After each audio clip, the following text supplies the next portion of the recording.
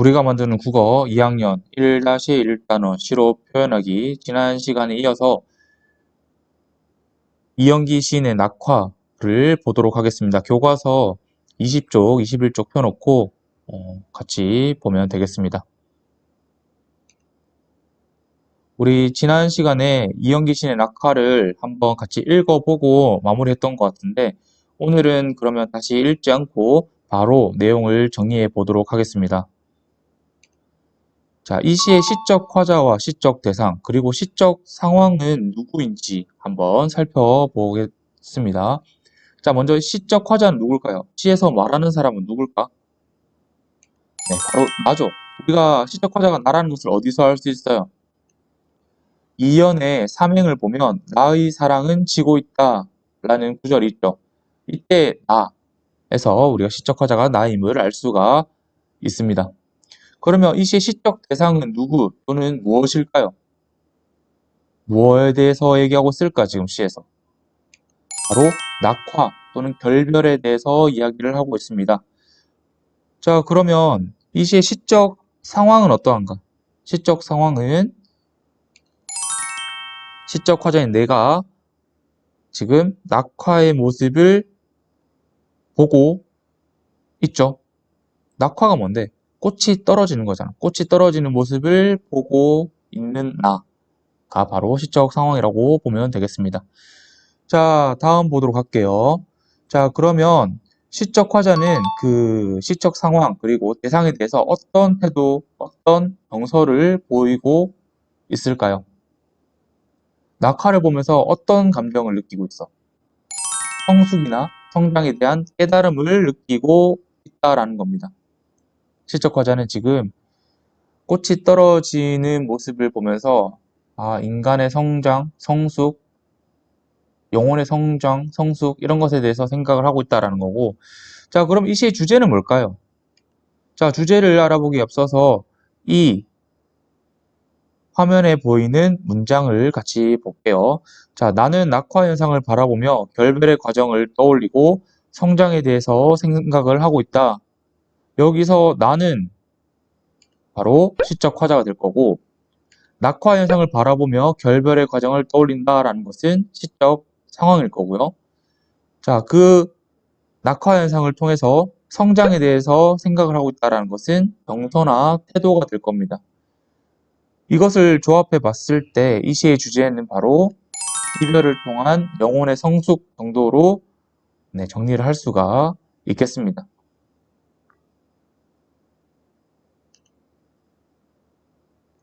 자, 그러면 이 낙화라는 시에 사용된 역설법 한번 볼게요. 자, 이 시에 사용된 역설은 어디에 나타날까요? 네, 바로 결별이 이룩하는 축복이라는 구절에서 알 수가 있습니다. 결별은 마이너스인데 축복은 플러스잖아. 마이너스와 플러스 서로 상반되는 말들이 한 문장 안에 나타나기 때문에 역설이라는 것을 알 수가 있습니다. 자, 그럼 역설이 사용된 부분의 의미는 뭘까? 뭐를 의미하는 걸까요? 결별이 이룩하는 축복. 결별이 왜 축복을 이룩할까? 생각해 봤을 때 의미는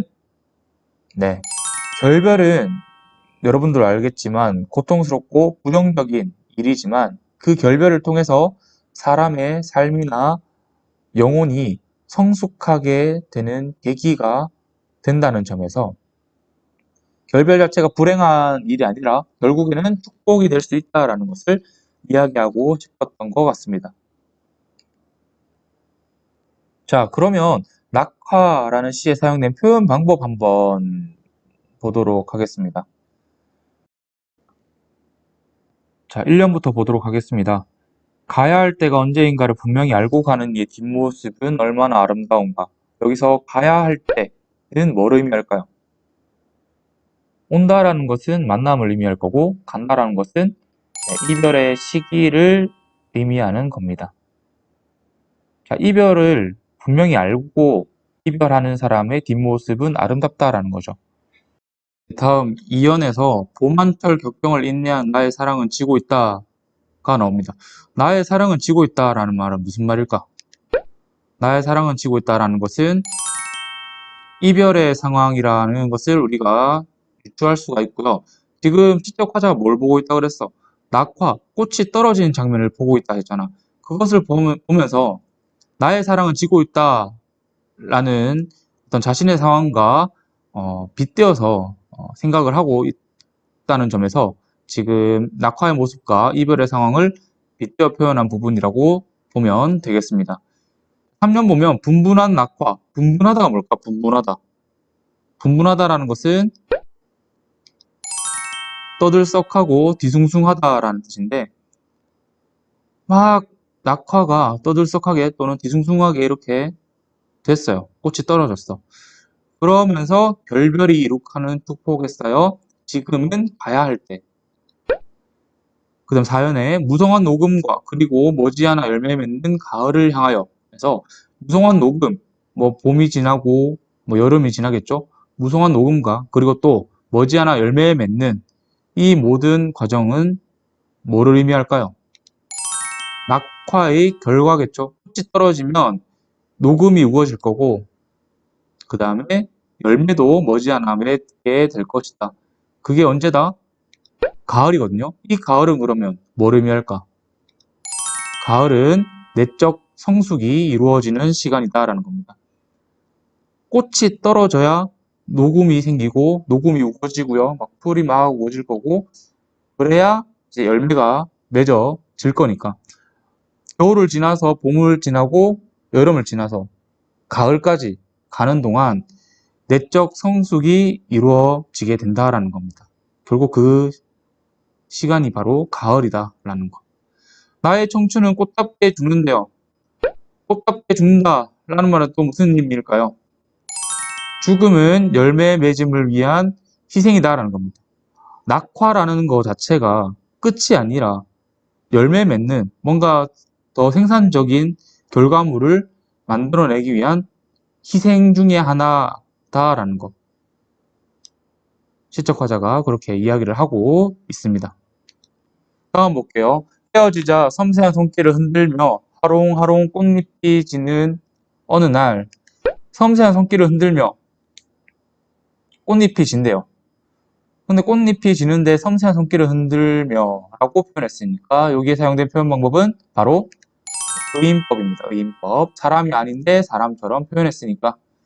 자, 하롱하롱 꽃잎이 지는 어느 날 꽃잎이 진다라는 것은 또 이별, 다른 말로 하면 낙화의 모습을 나타내는 말이죠. 꽃잎이 떨어져야 뭐가 생긴다고? 녹음이 우거지고 열매가 몇 개 맺어지게 되는 겁니다. 자, 마지막입니다. 나의 사랑, 나의 결별, 샘터에 물 고이듯 성숙하는 내 영혼의 슬픈 눈. 마지막 연에서 다 얘기하고 있죠. 성숙하다, 성장한다. 뭐가? 내 영혼의 슬픈 눈. 자, 마지막 연의 의미는 무엇이냐면요. 이별을 통해서 영혼이 성숙하게 된다라는 것을 집약적으로 나타내고 있다라는 거. 우리가 알아둘 필요가 있습니다. 자, 그러면 지금부터는 교과서 44쪽에 있는 이상진 시인의 벌레 먹은 나뭇잎에 대해서 간략하게 살펴보도록 하겠습니다. 우리 지금까지 먼 후일과 낙화를 통해서 시의 운율, 그리고 반어, 역설에 대해서 배웠는데 이 벌레 먹은 나뭇잎에는 어떤 표현 방법이 사용되었는지 한번 찾아보면서 시를 감상해 보도록 할게요. 먼저 일단 선생님이 한번 시를 읽어보도록 하겠습니다. 벌레 먹은 나뭇잎. 나뭇잎이 벌레 먹어서 예쁘다. 귀족의 손처럼 상처 하나 없이 매끈한 것은 어쩐지 베풀 줄 모르는 손 같아서 밉다.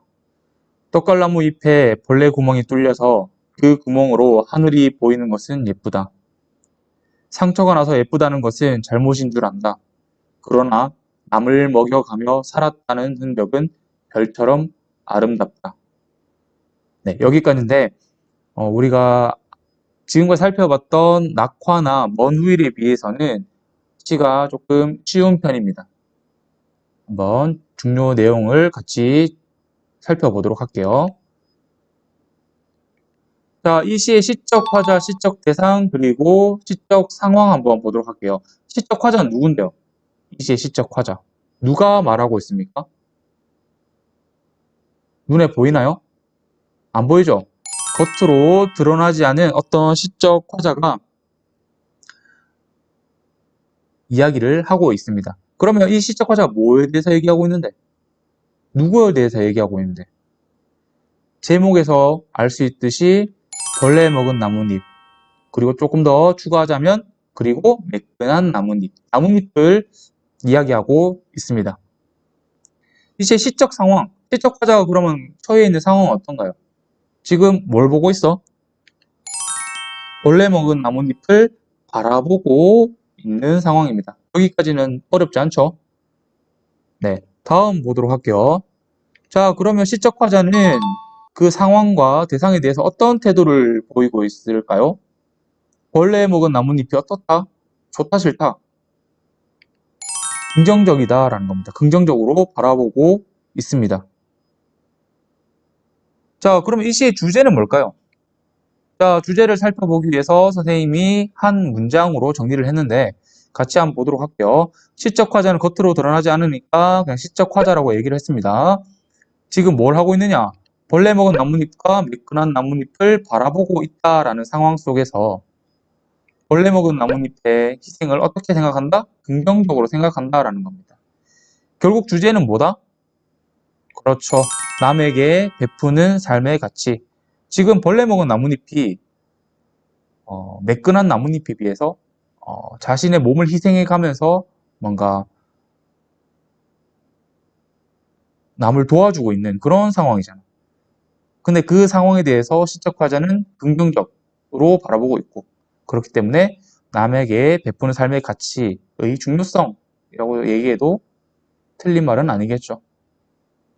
자, 그러면 이 시에서 알 수 있는 다양한 표현 방법을 한번 보도록 할게요. 자, 나뭇잎이 벌레가 먹어서 예쁘대요. 벌레가 먹는 거는 플러스다, 마이너스다?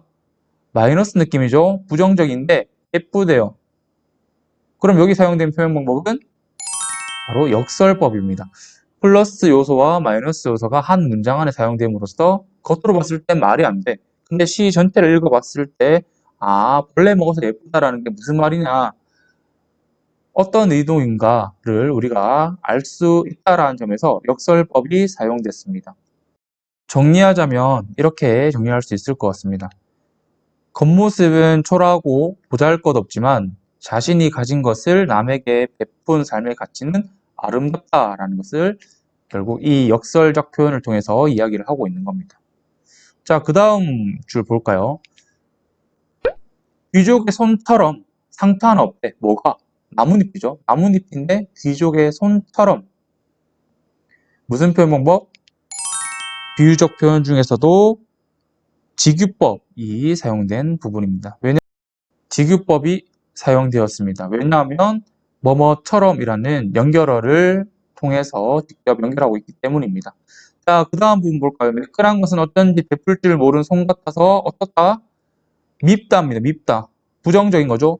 앞으로 부정적인 요소에는 세모 표시를 할 거고 긍정적인 요소에는 동그라미 표시를 할 텐데 밉다. 근데 떡갈나무 잎에 벌레 구멍이 뚫려서 그 구멍으로 하늘이 보이는 것은 어떻다?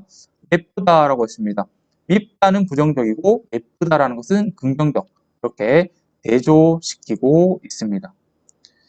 상처가 나서 예쁘다는 것은 잘못인 줄 안돼요. 그러나 남을 먹여가며 살았다는 흔적은 어떻다? 별처럼 아름답대요. 별처럼. 여기서 또 뭐뭐처럼이 나타나기 때문에 어떤 표현 방법? 직유법이 활용되고 있습니다.